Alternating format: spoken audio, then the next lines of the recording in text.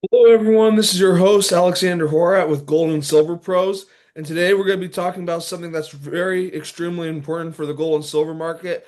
And that is gold and silver's historic all-time highs being reached today. And we're seeing it play out in real time right now. So I'm going to share the screen so you can all see. So silver is currently 88.77 cents, which is huge. This is the highest, basically the highest it's ever been. We're getting closer to the $90 benchmark. And I think we're going to see it go higher even after that. In my opinion, this bull run keeps seeming like it's not going to stop. Just a few months ago, it was significantly less. So we're just seeing how it's just increasing so much, the silver and gold price. And gold's also doing quite well. But in my opinion, it seems like silver is actually outperforming gold by percentage wise, such as today, gold's up $11, which is still good, but that's only 0.26%, and silver's up 3.4%. So that's quite a bit higher. So let's just look at 1 year. So here we are. So we are at all-time highs at 88.86. And 1 year ago, silver was $30, basically 29.14, so $29. So we've seen this historic rise, and I think there's many reasons for this.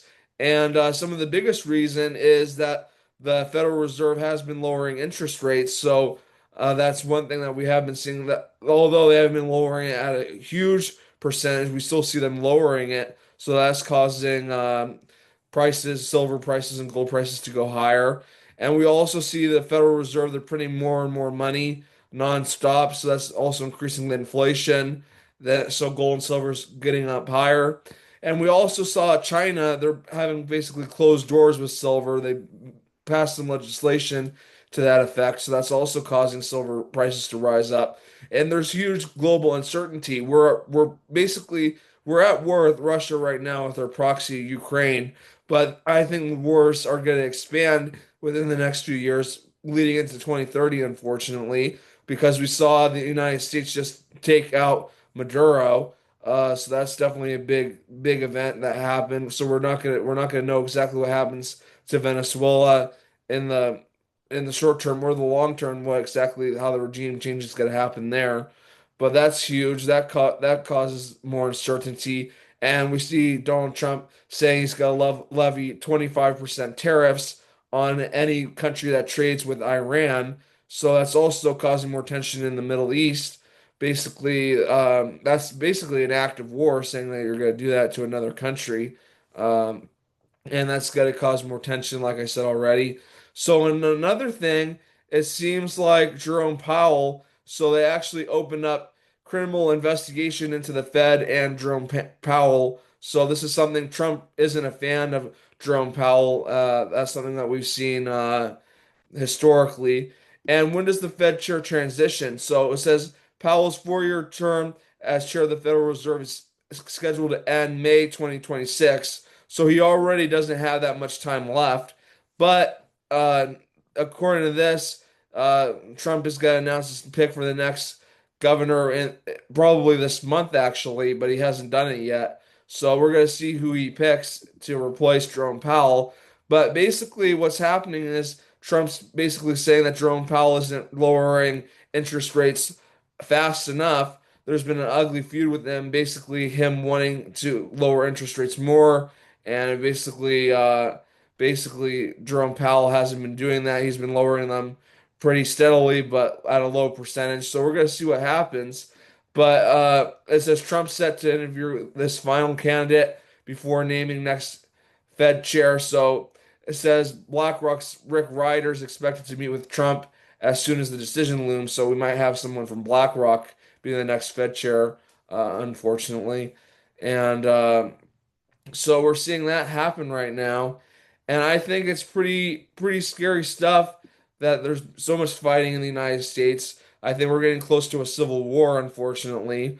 I think things are going to turn ugly, especially as we get close to that benchmark year of 2030. We're going to see something major happen because 2030 is a very important year for many people who are in power right now, or extremely important year. So I think gold and silver is going to continue to go up. I think we could see $200 silver this year, really honestly, that this bull market continues to continue to go on. I don't think we're going to see $30 silver again, unfortunately, because that was a great price to get into it.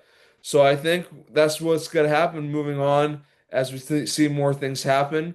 But I just think we all need to stay prepared.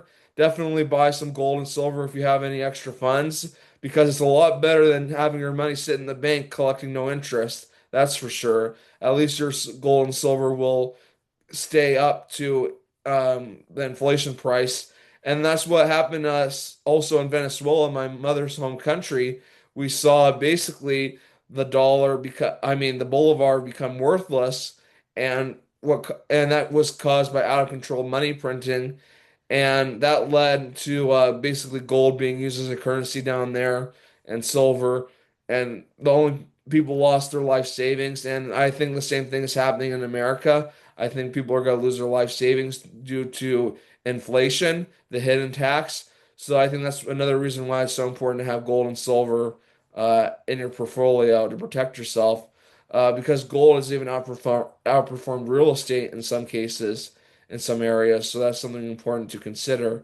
But definitely don't have all your eggs in one basket. But this is the gold and silver pro, so we definitely like gold and silver. But real estate can be good if you're investing in a good market and the population's increasing, or you're wanting to have a short-term rental in a good area that can generate you income.